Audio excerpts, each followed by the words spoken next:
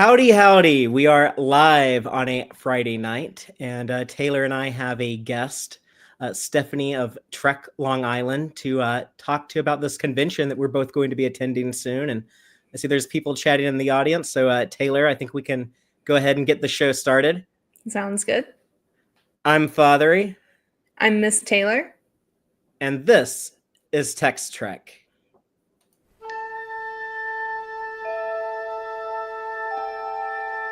Engage.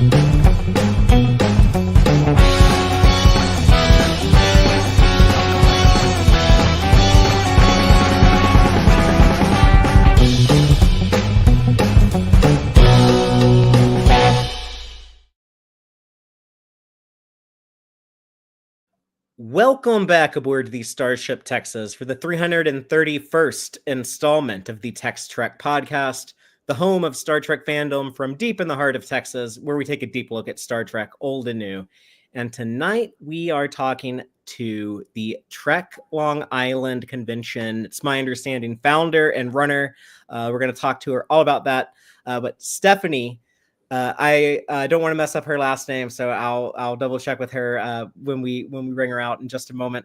But I'm really excited. Taylor and I are gearing up for this convention in New York. So I just want to remind people that next week we will be away at that, but we will still have a show Friday. We're pre-recording a review of the Voyager documentary, so that'll be out. And also, just want to give a big thank you to the wonderful people in the Tex-Trek Patreon before we get started with our main topic tonight. It's just a quick thank you to Starfleet Sohel, Cake is Eternal, Crazy Dutchie, Joanne Robertson, John Dot, Geek Filter, Quark Spar, Stephanie Durantes, Matthew Averett, Braxton, Chuck A, Joel Vallis, Benjinium, Arthur Lamoureux, our associate producer, Chris Garris, Dave Farabee, Dave A. Gregory, and our anonymous supporters.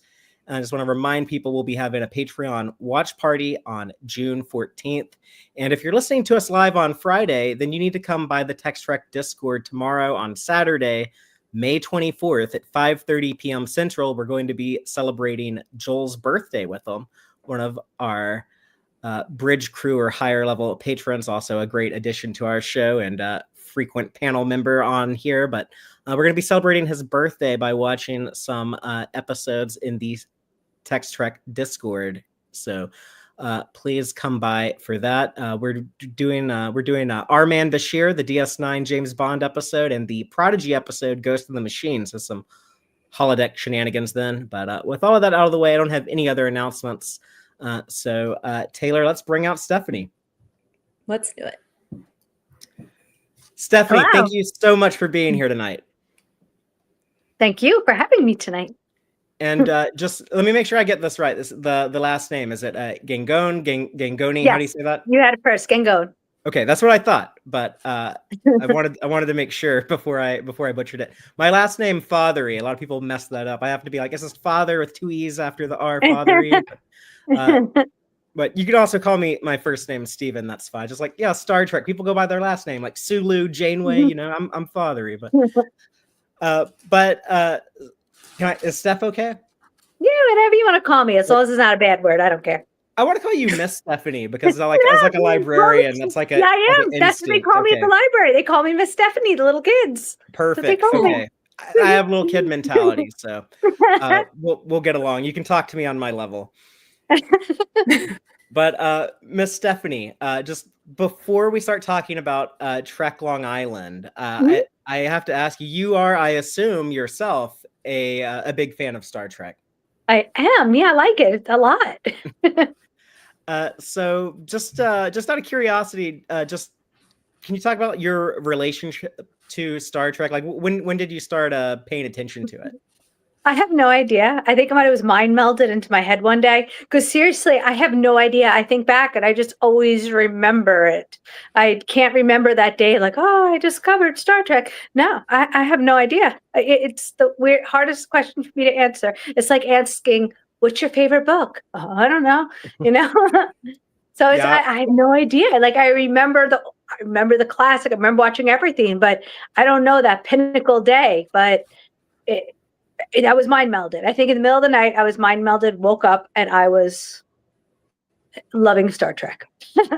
So it was something that you had like from childhood onward. Yeah. Yeah. Just for me, my family was never into it. My family's the opposite to me. So it's like, I can't just say, oh, we used to watch it together as a kid. Nope. Nope. Not at all. It just I can happened. relate to that.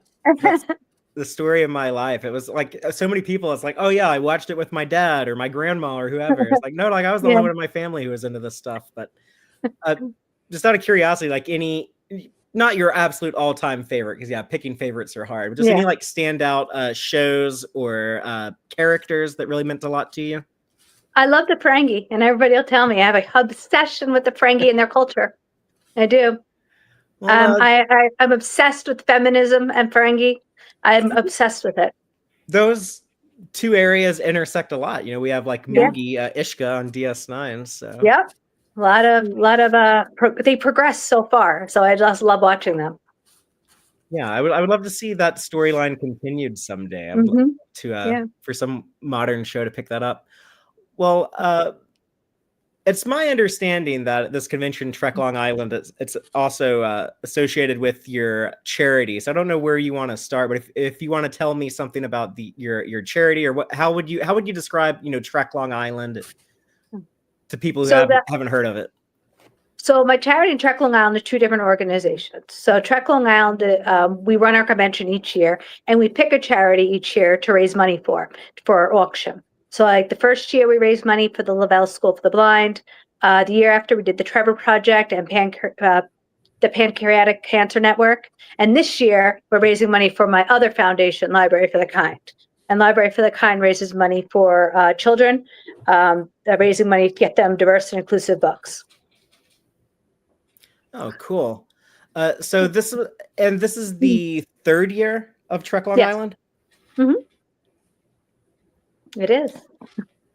So where did that idea come from? Were you just like, hey, we need to have a Star Trek convention here? You know what it was? When I started Library for the Kind, I wanted to run a convention too. I knew eventually I wasn't looking to just have the convention for my nonprofit. I wanted to have a convention that it was kind. And what is Star Trek but progressive, kind, the vision of Gene Roddenberry and the future. That's what I believe in. And it just all made sense to have a Star Trek convention and kind of stick up for little people, raise money for them. And are you from like the Long Island area? Is that where you? So you were probably thinking like, oh yeah, like I always wanted to have like more. I don't know. Is there was there like a history of like Star Trek conventions in that area, or? Oh yeah, one of the biggest Star Trek conventions in the 70s was in New York City over here, and there hasn't been anything like Star Trek for a while. Like we run a Doctor Who convention on Long Island, and Long Island's a very funny place. It's just everybody thinks it's very small. Everybody's like, oh, it has to be a tiny little island, like a palm tree and a coconut. No, it's big, and it's when you run a convention here, it's not like running a convention in the middle of the country that people are coming from everywhere. You're getting mostly people from Long Island. Either you're coming on the island or you're coming off. Nobody wants to go off the island. Nobody wants to go on the island. Like, so the surrounding areas are very, like, it's a little more difficult. So when you're planning a convention on Long Island, you have to really focus on the area around you and try to bring in those folk. And then somehow, God, I've been selling tickets all over the country. I don't know how that happened, but it's worked. I am. You're getting two people from Texas too. I know. I got somebody from Mexico buy a ticket the other day. If you're on here, oh my goodness. Oh, that's so cool. Bonkers. I'm like, wow. Does the location of Long Island also you're saying like it has an effect of like the fans who visit? Does it have an effect on the celebrities who get to guest and appear at Trek Long Island? everybody has family here. So all the guests usually are like, yeah, I'll come. I'd like to see my family out here or out there. I don't know why. Everybody has family on Long Island. Everybody's an aunt here. Everybody is an aunt here. And then, like, my grandpa was actually born there. And I'm like, I've never been. But it's so funny. My mom was like, hey, while you're up there, you should go visit your grandpa's house he grew up in. Oh, where is it? Like, what town? Do you remember? Oh, I don't know. You have to find out. I'll find it for you. Yeah. But yeah, it's the weirdest thing out here. So when we bring out guests and even attendees, we have the city out here. So a lot of times people come and they don't just go to the convention. They go to Manhattan, then they go to the convention for a day or two. Then maybe they'll go to the wineries. We have the beaches. So it becomes more of a vacation for a lot of people that come out to this event. It's not like going to a Comic-Con where you are going to Comic-Con, you're just doing that and that's it. You're kind of putting this as part of your vacation if you're going to be coming here from far away. Yeah, that was actually a big reason why we chose to participate, because we wanted to do the Ticonderoga set tours. And so I know it's a little far, but for a Texan driving, like 4.5 hours isn't very far. It's not that bad. And it's a nice drive. It's a nice drive too. You get to drive past the prison up there. It's cool. Yeah. So we were excited to get to extend our vacation from Trek Long Island to do that after. Yeah. Yeah, we're thinking about going to those fan set tours that they're what are they? Those Universal Studios fan nights. That's what they're called. Oh, I want to go. But we were like, we got the invite to come to Trek Long Island, and we were like, oh, this sounds like way more fun. So yeah, it does. I don't know. Let's all skip Trek Long Island and go there instead. What do you think they'll do? They'll chase after you. Sister will be like, if she'd come after me. But what are some of the things that you think are unique to your convention, to Trek Long Island, compared to some of the other cons? Well, I try to stay reasonably priced. A lot of the conventions go into the $100 mark when you're buying tickets. I believe that everybody should be able to afford to go to a convention. I don't like, and that's the librarian in me speaking, I don't like hearing people, oh, I can't go, and seriously, I get it. Like mine's $70 and it's still too much for a lot of people, but that is like the lowest I can go with the hotel. But I try to have like my days split up. My Sunday's only 30, Saturday's only 40. So I try to be a convention that's accessible, like monetarily to all. And talking accessibility, we also try to just be an accessible convention. We try to do our best to make sure everybody's comfortable, happy, has everything they need to enjoy the convention. So that's just very important to me. I've been to a lot of conventions. I have so much anxiety and I can't go to a Comic-Con, and I need that time to get away, or I need that, I also deal with MS. So I have issues sometimes walking or whatever. So it's so important to me to be able to sit down, to be able to get away. And that's also part of this convention. And then on the fan side of things, it's not a gigantic convention. So you could go and talk to your favorite actor. You could talk to them. It's not like you're getting your autograph and you're scurrying off. You have time to actually have a conversation. And at night, you might see them at the bar because it's so casual. It's much more casual. So a lot of times the guests don't feel like they're going to be bombarded with people. So I feel a little more comfortable, talking a little bit more. Yeah, there's some of the best conventions. We've had a lot of fun at some smaller cons over the years, even though they might be like a little bit more out of the way and they might not have like as many guests. Like the ones that are there, you get more time with. You're not going to be waiting in line as long for like autographs and photo ops and stuff like that. I would say that's like quality over quantity or something. Yeah, like there's totally, like a direct proportion there somewhere. Yeah. Who were, just you personally, like who were some like the cool interactions you've had with at your convention, like in years past, not necessarily this year's guest?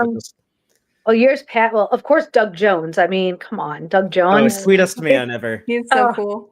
You've met him. He's an experience. He's the best. Definitely. And Ethan Phillips, what a nice human. Oh my goodness, Ethan Phillips is the best. If you have time to sit and just talk to him, he's so funny. He's so easy to talk to. Down to earth guy, really, really great guy. But yeah, it's funny. I don't have as much time to talk to the guests as everybody else because I'm running around. But when I do, Barbara Luna. Oh, I love her. She's a pip. She's so fun. I love Barbara. I love Luna also. She's fun. It's probably exciting for you as a librarian. There's actually now that we have a librarian character in Star Trek with and Tyrell she's from swimming. Yep, I had to get her. You know that. Yeah, when I saw that on the guest list, I was like, okay, that makes sense. I get that. But any other like particular actors that are showing up this year that you're really proud of? Like is it you consider it a great get? John Noble. I'm dying. John Noble. I don't know how I'm not going to fangirl. I have to pick him up from the airport in my car, and have to be cool. How am I going to be cool? How? You know, I actually shared a flight with him flying from out of Las Vegas after one of the Vegas conventions to coming back to Austin. Yeah, I assume he was just coming to Austin for a connection, but yeah, I was on the same airplane with him. But yeah, I'm excited to see him at this con because I didn't get a chance to talk to him either at the con or on the flight. So in Star Trek, we know John Noble from Star Trek Prodigy, but he also has like a huge resume. I guess the TV show Fringe is the big one. Fringe, my Walter. I'm gonna be talking to Walter. This is tears. I'm gonna hang out with Walter. But last year I was dying for Armin. I really dying to meet Armin Shimmerman. And the first year, Bruce Horrick. I wanted to meet Bruce Horrick so bad. Oh yeah, I still have not seen Bruce Horrick anywhere, so I want to see if I can get him back. Yeah, because I wasn't able to make it up to Long Island last year, but this year you also have Terry Farrell from Deep Space Nine, John Billingsley from Enterprise. Never met Terry Farrell. I tried, but the line's always too long. So this year I am. See, that's how I meet them. I'm like, if airline's too long, I'm just bringing you to my convention. Genius. But that is, like we're saying, that is one of the advantages to the smaller conventions. So I would recommend people, if you've only done like the big cons, like Star Trek Las Vegas or New York Comic Con or like those, like you really need to try like these smaller ones because you get such more. It's just like a friendlier vibe is what I'm picturing. It feels like a community. That's all it really is. People come to these conventions every year because they're finding their family and their community. When you go to Comic-Con, it's totally different reason you're going. When you're going to Trek Lounge, you're going to Shore Leave, Farpoint, all those, you're going to see your Star Trek family. It's so different. You mentioned Terry Farrell, like it sounded like that was like a big thing for you was to get to interact with her, and also like a lot of appreciation for the Ferengi. So I'm guessing like you're a big Deep Space Nine fan then. Yes, I am. I think Taylor and I are both in agree. That's both of ours favorite of all the shows, right? Yeah, I would say DS9 is number one. Disco is really close for me, but it's so different too. Disco, it's so funny. It's but DS9, I don't know that I love character development, and that was like the first one with real strong character development, and absolutely. I like that a lot. Yeah, it's like every single character, it just has so much depth and it has so many interesting stories in that show. Like it's so great. I don't know, no complaints. Absolutely, no. Like everybody, even Garrick. I think at the beginning, I don't think he wasn't supposed to be that big of a character, but really, he's fantastic.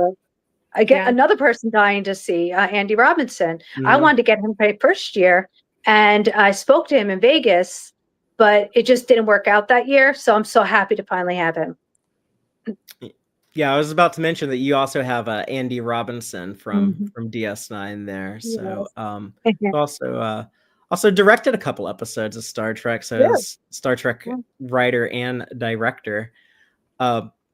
I know, like one of the guests that you have that I'm really excited about is Phil Morris, because he shows up in Star Trek multiple times throughout his life. Starting when he's a little kid in the original series. Him and his sister, he has a great career outside of Trek. He just like shows up in like so many like shows and movies. You're just like, hey, that's Phil Morris, and he does a ton of voice acting. I heard he's a great guy, and his sister's supposed to be the sweetest person in the world, Iona. So we're gonna have obviously they are not usually together at events, but we got them both. Cool. Yeah, this is the I've never seen her at a Star Trek convention either, so that's kind of cool to have the brother sister duo together. That is something unique to Trek Long Island. That you don't see, and that's another thing. A lot of conventions, most conventions, they don't get they focus too much on the big guests, but you want to bring in everybody. You want to get the red shirts. You know who I want? And if anybody could find out who this person is, the episode, the guy that walks around the scant, that first scant we ever see. Oh, I don't know who he is. I call him Scant Man. Okay, I want Scant Man to my convention, and if anybody knows who that is, I want his phone number. We could probably figure that out. I wonder. You can. I tried. I asked Lolita, who worked on it, and she didn't know who it was. I'm like, how do you not just? It's just a side character. I'm like, I don't care. He's Scant Man. I need him. Yeah, but if Lolita Faggio does not know that, I thought she knew where like all the bodies are buried, all the secrets from like the Berman era. So, well, you're gonna get to speak to her because I heard you're doing your next episode documentary. That's really great. You'll have a lot of time to talk to her. Yeah, but we're doing a review of of the Voyager doc. Have you seen that Voyager documentary yet? I saw it. Yeah, I saw it at the cinema when they played it in New York City. What do you think about it? I thought it was great. I expected it to be get down, Cat. I'm sorry. I expected it to be much different, but I liked it a lot. I really did. When they opened up the door for Janeway, it was like, oh my goodness, you were just, I don't know, you just got shivers. Oh, so the same thing happened to me when they kind of set that up as like, oh, the show is in such trouble, and then they recast the captain with Kate Mulgrew. Yeah, like the hero who came and saved the show. I thought it was as good as like the DS9 document, but very different. I like the DS9 one. Oh, very different, very different. But I liked it a lot, and I know David Zappone's going to be at my convention too, so we're gonna have both of them, Lolita and David. Oh yeah, the guy who's making all of these documentaries. So yeah. So he's gonna. It's one of the first panels of the weekend. Nice. I hope I can make it to that one. We might have to sneak off to that one. Just put a "We'll be back in 5 minutes" sign. I just want to remind people that Taylor and I will have our table at the convention, and people want to come talk to us because we're giving away some free stickers, and also we are taking requests for Star Trek episodes you want us to talk about here on our show. We occasionally will do retrospectives on older episodes of Star Trek when there's no new episodes to talk about. The new shows keep us pretty busy, but if people want us to talk about a particular classic episode, we're gonna have like a little jar where you can write down the name of the episode and drop it in there. So just out of curiosity, Miss Stefanie, would you have like any like classic episodes of Star Trek that you think would make for a good conversation in 2025 for maybe one day me and Taylor might revisit it. Like, any of the past shows. I think at this point I wish we could talk a little about Section 31, the original, all of the episodes that touch Section 31, because the movie I wasn't the biggest fan, and I was really hoping for like a 007 kind of thing. That'd be kind of cool to take every single Section 31 episode. At the beginning, there were like secret ones too. They didn't call it that, but that'd be fun. Yeah, I did prefer that, kind of like the DS9 style. Yeah, you're a big DS9 fan. I am. But something we all three have in common. But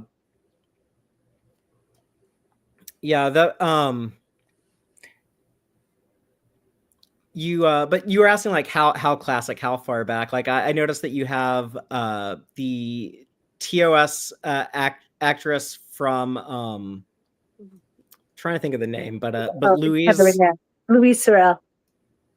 Yes. I'm trying to think of the name of her episode. Oh, now you see, I got me forgetting. I'm gonna look it up. You see that? Look at me looking it up. Louise. I always keep my computer right in front of me. Start.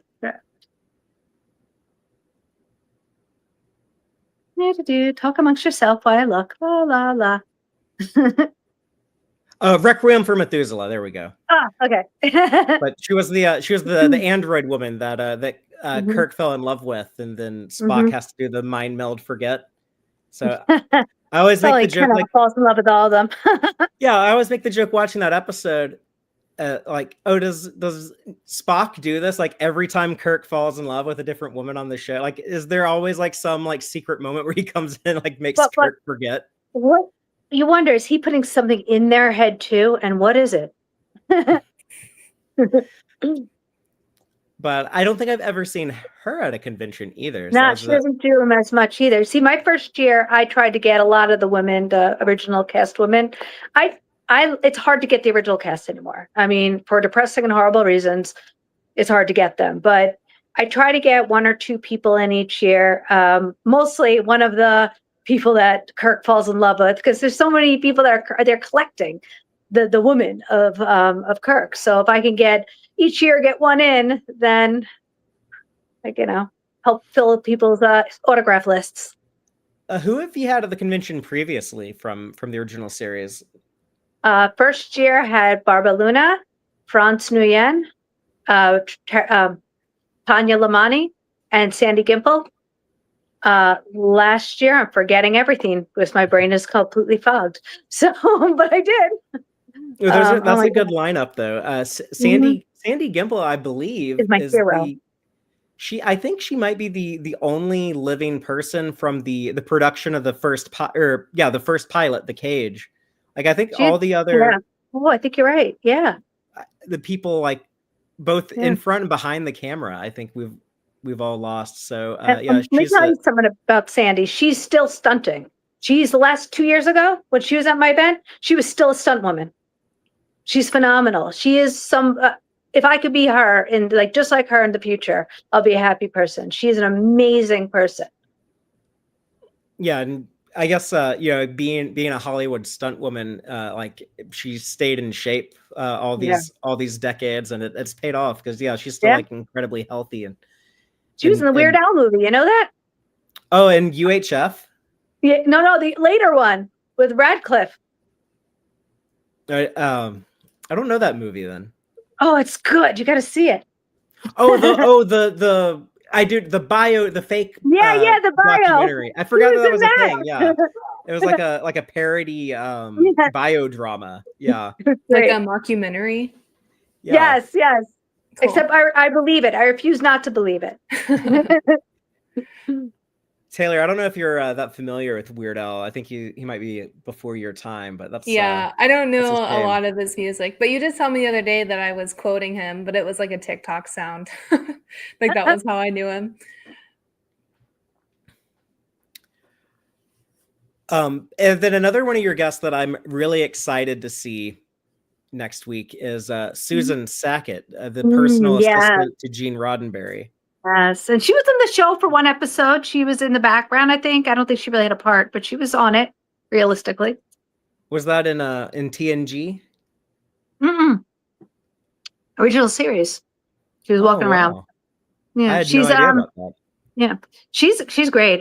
She's bringing books. She's so funny. She doesn't think anybody's going to want her autograph. Yes, we do want your autograph, Susan. Come on. She doesn't think, nobody's going to want it. She's so cute. I love her.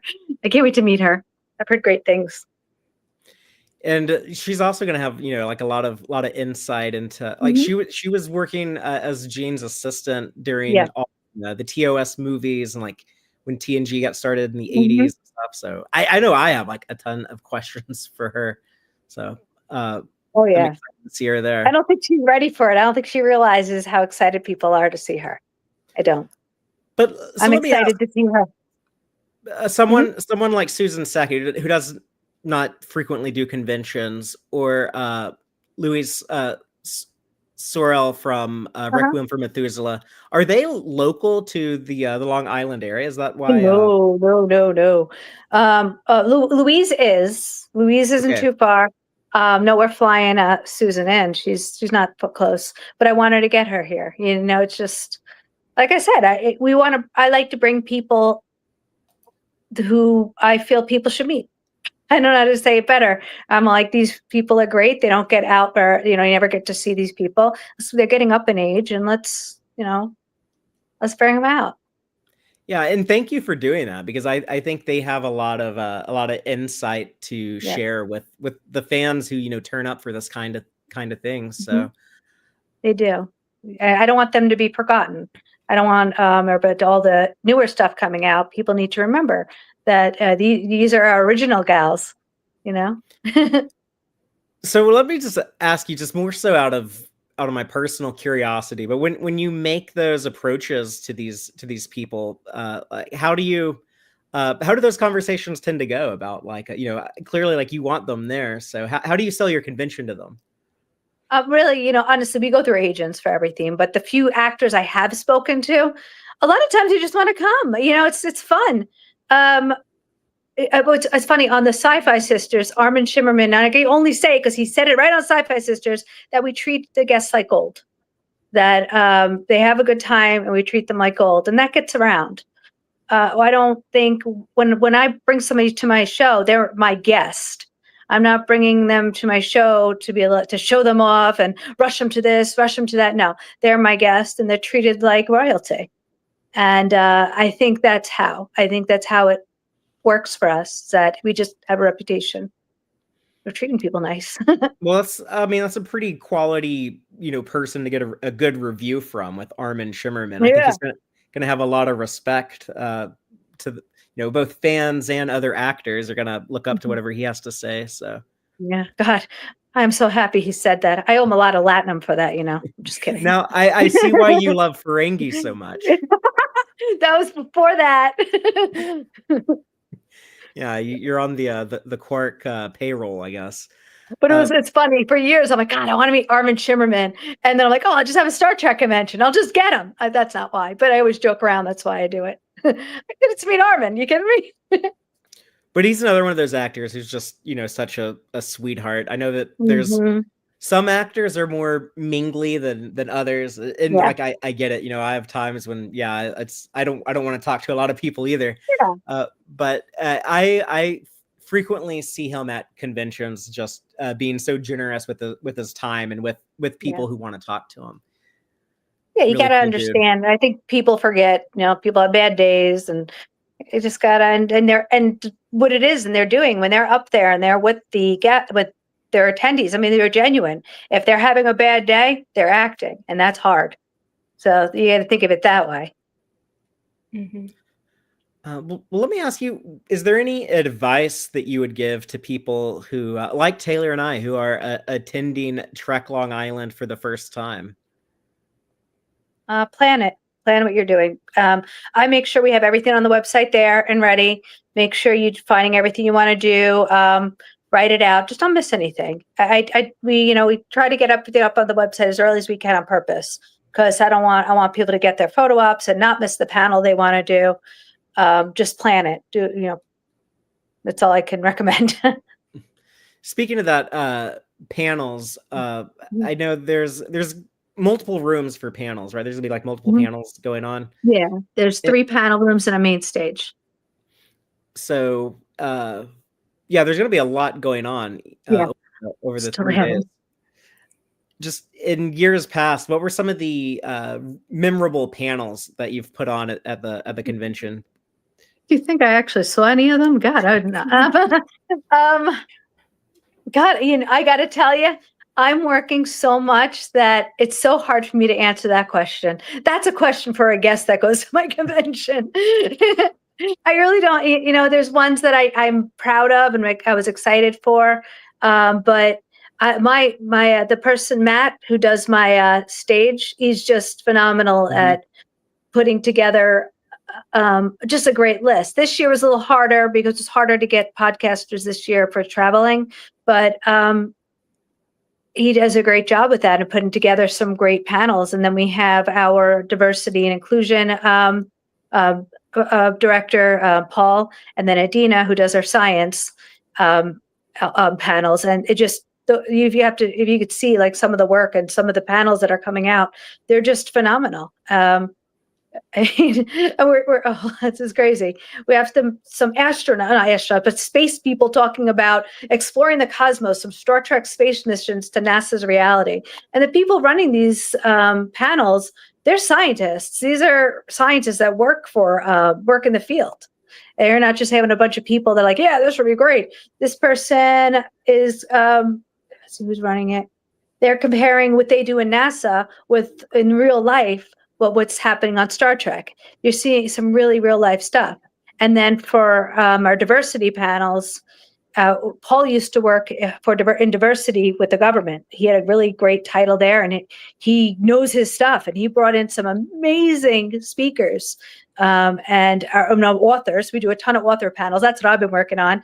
We're doing on Friday evening something called Author MMA, but I won't tell the authors that are on it what they're doing. I'm going to make them think they're beating each other up, but they're not.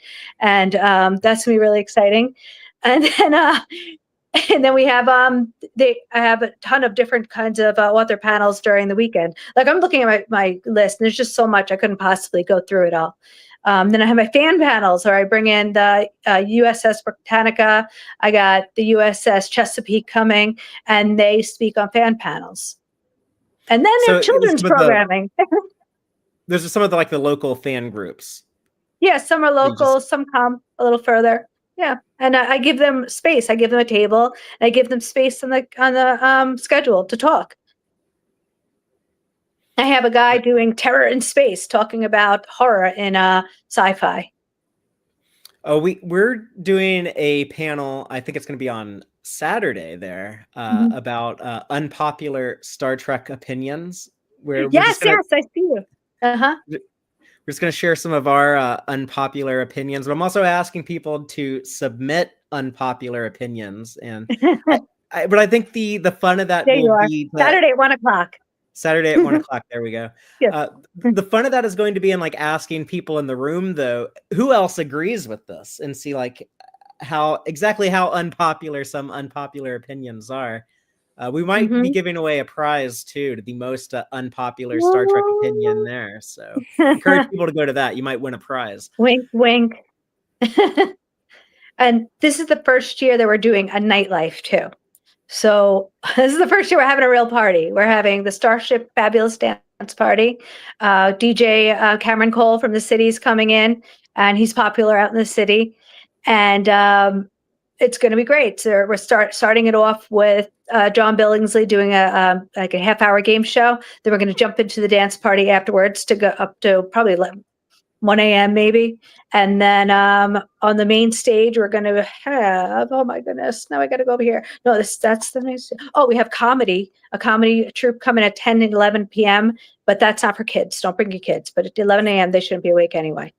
Cosplay Cabaret is coming. Cosplay Cabaret is a New York group that does cosplay and cabaret style art on stage. They're fantastic, really talented group.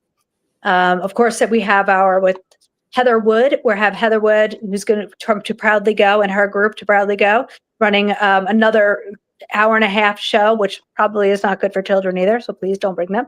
And and before that, we have our fashion show, a fabulous fashion show. So we got a lot going on at night this year. And for all you introverts, I also have a room set aside. I'm calling it the Night Owl Introverts, for those people who just kind of go out, chill, talk to people, but there's not going to be bonkers. I did that on purpose because I'll be there. I'm one of the introverts. That sounds fun. It sounds like we picked the right year to be our first year to go there. That sounds like some. Yeah, that all sounds so talking fun. about it. I'm talking about it. I'm so tired. I remember the first time we did a nighttime thing at a convention. It was like a karaoke thing, and I didn't realize how big of a deal it was going to be, and I was blown away. It was so fun, and I'm excited for more. I liked the game shows. We went to one in San Francisco that was really fun. So all of that sounds right up my alley. I'm more stoked now talking with you about it. Friday evening is our subspace karaoke. So yes, we are having karaoke too. That's so fun. So yeah, I'm an introvert, so I'll be in the other room, but Oh, and then we have our cocktail party. Now the cocktail party is a paid event because I'm going to say like 90% of the guests that are at Trek Long Island will be attending. And it's really just mingling and schmoozing, drinking cocktails with the guests. And that's also on Saturday at 6:00, but that you have to pay for. I'm excited to see that John Billingsley game show, because he's one of the most casually hilarious human beings I've ever seen. Yes. He can be a little off color with his humor, so maybe that's probably another one not for the youngsters, but so I'm gonna make sure his wife has an extra pair of pants in her purse, just in case he decides to take off his pants. Don't worry, guys, I got you covered. I've seen him do it on the Star Trek cruise, I believe. Yes. I got you covered, guys. Don't worry. But I see that there's like you mentioned about diversity a second ago, and then like what you said about having your night out introvert kind of more chill area. Yes. It seems like diversity is a big priority at this convention, which that's really cool. That's really respectable. It's important. Again, I want everybody to feel comfortable. And I remember I had one person ask me, they wanted to go to the cocktail party, and they said, well, do I have to buy a cocktail? And I don't want people to feel like, no, it's you do you. You be comfortable, and you're with your family. We're going to take care of you. Yeah, I like that. And it makes me think Gene Roddenberry famously said that it's infinite diversity and infinite combinations. It's not just enough for us to accept other people's differences. We need to celebrate each other's differences. So I've learned recently a lot of I go to a lot of events, ability conventions, ability expos, and we live in a world where accessibility means that the world's accessible. Disability means that not that this person's disabled, but the world around them is disabled, and it should be abled so it works for them. So the world should change, nobody else. We should accommodate. Right on. I strong agree with that, especially now in recent times. It seems like there's been like a big pushback against diversity and inclusion. So if anyone is going to hold the line, it should be a bunch of Trek nerds at a Star Trek convention. Yeah, we're pretty stubborn. That's kind of like the New York attitude, though, right? So. Yeah. Well, we're doing another panel that we just put together with Rob Perlman. Glenn Horman's going to moderate. It's called "This Book Is Gay," and there's actually a book called "This Book Is Gay," and it's like one of the top banned books in the country. And the panel is all about talking about the importance of having protagonists in books that are LGBTQ. Children, adults, teenagers need to see themselves in books. And the Rob, who's on the panel, he had the honor of one of his books being banned, which is fantastic because that only means more book sales. So his book is one of his books is called "Pink is for Boys," and it's a phenomenal book. And you mentioned Rob Perlman, who's done like some really cool, really fun Star Trek books. Yes, he's so cool. Yeah, Trek the Halls. He does everything. You got to go. Everybody, take a look at Rob Perlman's stuff. He's everywhere. Anywhere from the Golden Girls, The Office, everywhere. He's great.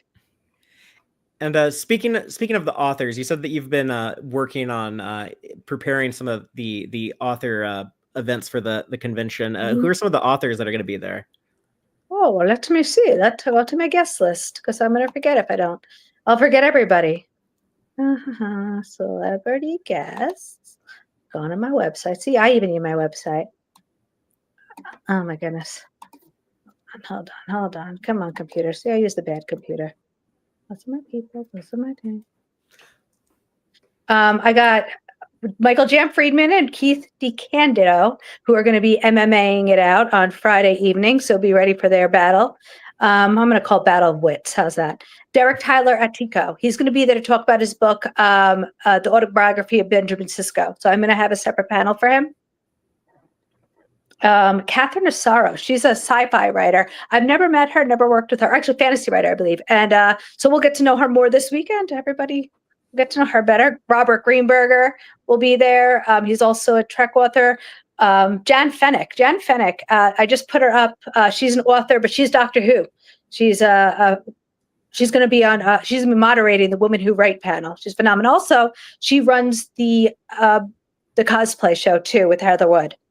And we got Glenn Greenberg, my other Glenn Horman, 2 Glens. I should have had them up there battling it out. Mary Fan will be there.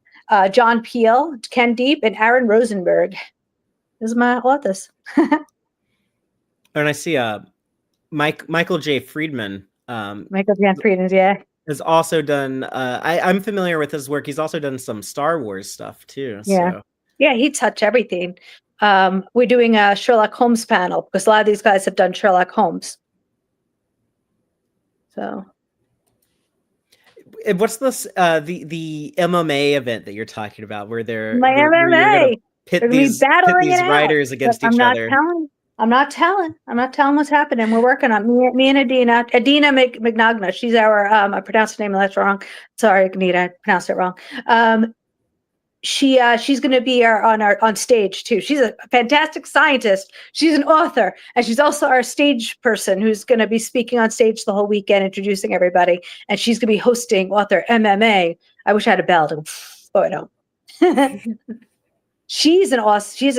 She's a missions architect and STEM communicator. Adina, brilliant scientist. When I tell you, scientists we got this girl Alexa Halford. She's a heliophysics science division in NASA. What? I'm like, wow. I'm impressed with them. I have somebody coming, Michael Otto. He's a National Institute of Allergy and Infectious Diseases. He's a principal investigator. How cool, right? Yeah, I hadn't even looked into the science professionals that y'all have organized for this convention. So I have a shark keeper coming. A shark keeper. I love sharks. It's my favorite animal. Yes, you're nuts. Look for this person. They're a marine biologist and shark keeper at the New York Aquarium. That is so cool. This is super cool. Yeah, that's what we try to do in science is that we try to go everywhere. Everybody thinks, oh, Star Trek, just space. No, there's so much different science in Star Trek. It's not only space. So we try to touch a little bit everywhere. Yeah, I like that. And like cetacean ops is a big thing in Star Trek now. So like the marine life is pretty relevant to Star Trek, I think. And we watch Lower Decks and those dolphins in there. Right. So. But yeah, I mean that's really cool though, because I guess you being a librarian, you're also going to be thinking like, well, what's like the I guess like the edutainment angle, like what's the like the educational value side of things. So like Star Trek and like the sciences, there is a lot of crossover there. Yep. Yeah. I'm also curious, as a librarian, I assume you're a fan of books. So as like a Trekkie who's also into reading, like are there any like Star Trek novels that you've enjoyed? I love my favorite Star Trek novel is John Peel's book, Objective Bejor. That's my favorite Trek book. I think John Peel's brilliant. There's a lot of Doctor Who books also. Oh, which book was that? I'm not sure if I'm familiar with that. Objective Bejor. Yeah, what was the like the premise of that? God, I read it a long time ago. It was on but you want to really make me think back during the pandemic when I read it. We did a book club with him online. Seriously, we actually had an online book club with John Peel about Objective Bejor, but I don't remember anything, so don't try to make me. She remembers the vibes, and they were good. Thank you. I love the book. Come on, we all know a book we love, but we can't remember a darn thing. Yes, yeah. Like if you asked me to recall like character names after I finished a novel immediately, I'm like, I don't know. It was like vague. Yeah. Right. And half the time you can't pronounce the names, so you're making them up anyway. Yeah, totally. It was the Hive from Another Galaxy invading Bejor. So that's right. They wanted to use the Borg, but they couldn't. So they used the Hive instead.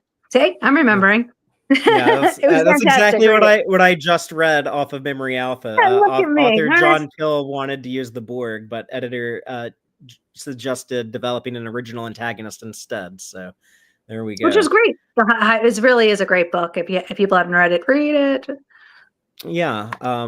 It's also available in audiobook and Objective Beigeur, 1996. So, but I'm not surprised it's a Deep Space Nine book. So that's seems to be like a common. I wonder theme why I like it. I guess there's some Ferengi in it too. Yes. Lately, I don't have much time to read, so understand that, okay? It hasn't been since 1996 I could read a book. So I've been very busy. But yeah, and I'm sure like the next few days are going to be like some of your busiest of the year, getting ready for the con. Yeah. So thank you so much for taking the time to speak with us and take questions from us. But yeah, it sounds like we're really excited for the convention. So I hope anyone out there listening to this who's planning on going to the convention.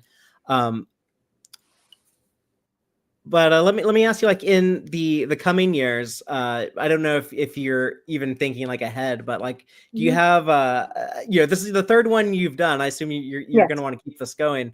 Do you have like do you have like big things in the future that you like to do, like possibly like next year and like the years to come?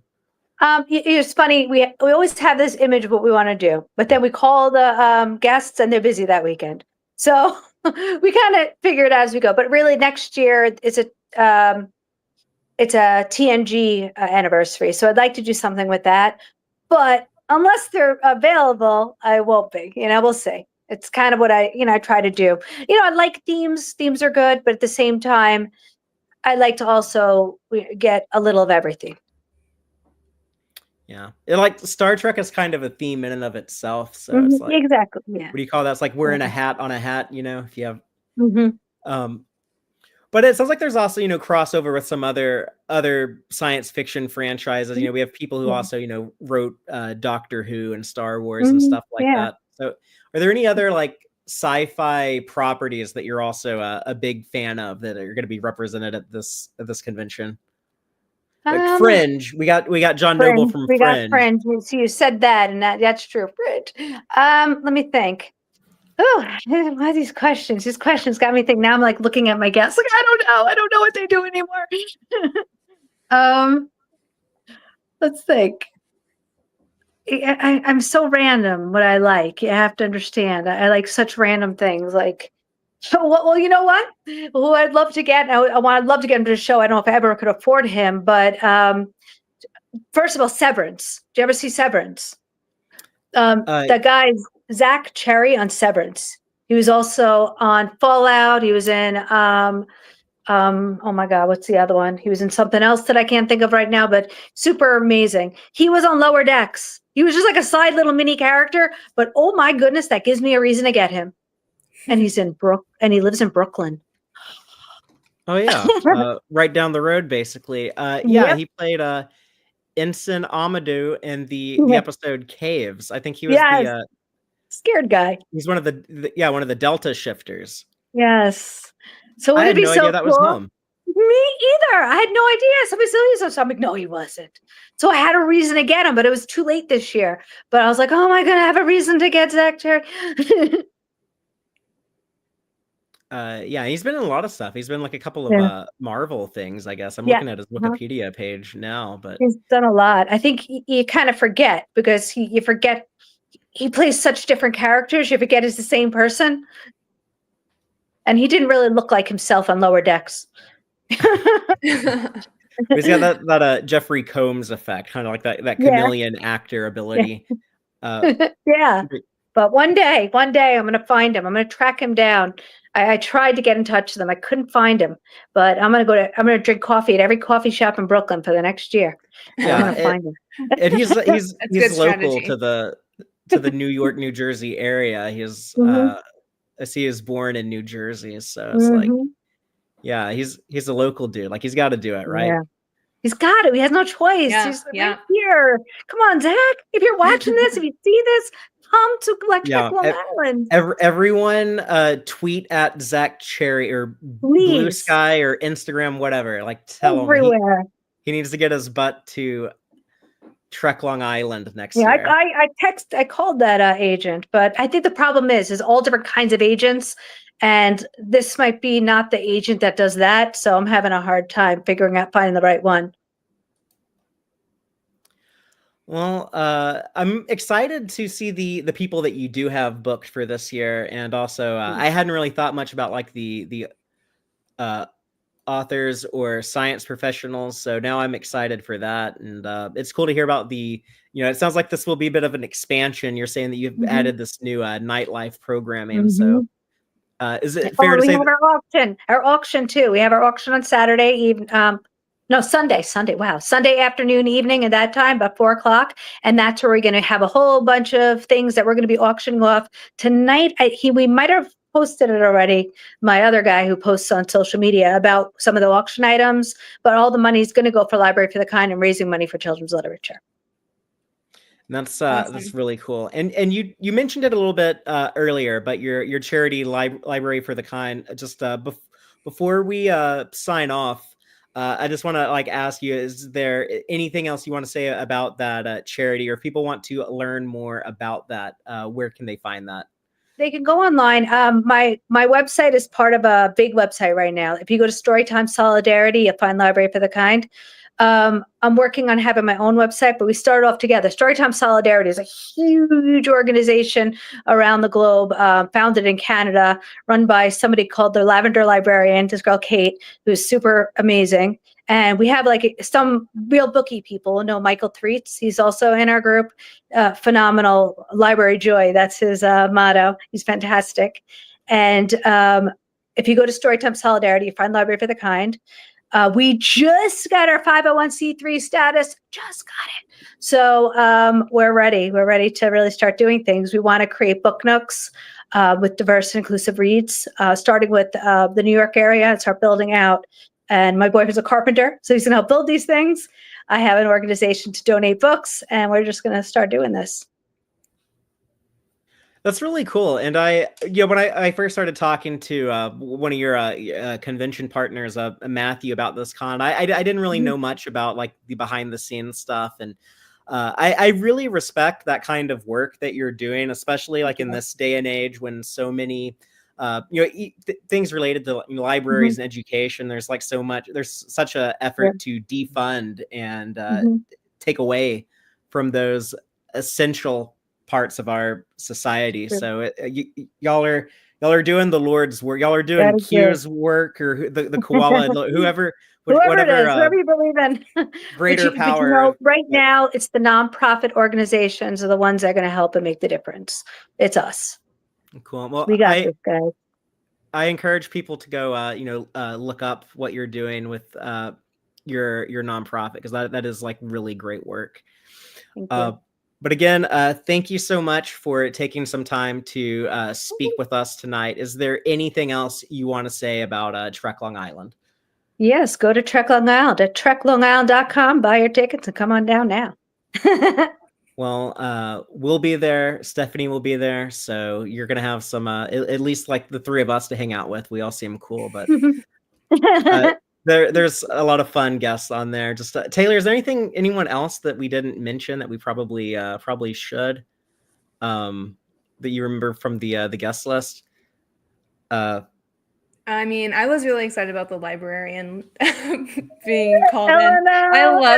I loved her outfit so much, and she was so cool in Discovery. She's so cool. She is what a librarian is. She's so wonderful. The way she's she just puts her foot down. That's what we do. We make sure everybody's safe in the library, and that's what she was doing. She's fantastic. This great character. I wasn't the one who found her. My assistant found her. I was talking to her. I found her agent, and she says, I had the librarian for Discovery. And without even asking me, she just said, okay, I'm booking her, because she knows I'm going to say yes.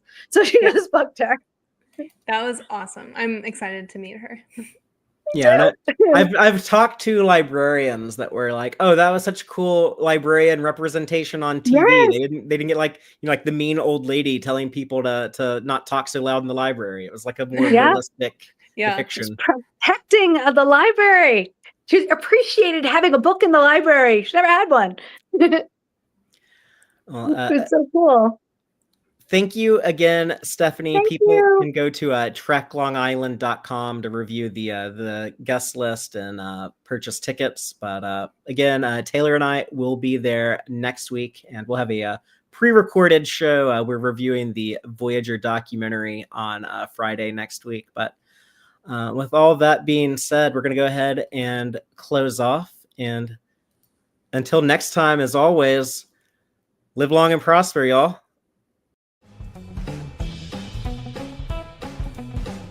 Subscribe to YouTube to watch the Tex-Trek podcast live or listen to us later on your favorite podcast platform. Follow Stephen Fothery on socials at TXTrek. Thank you and take care.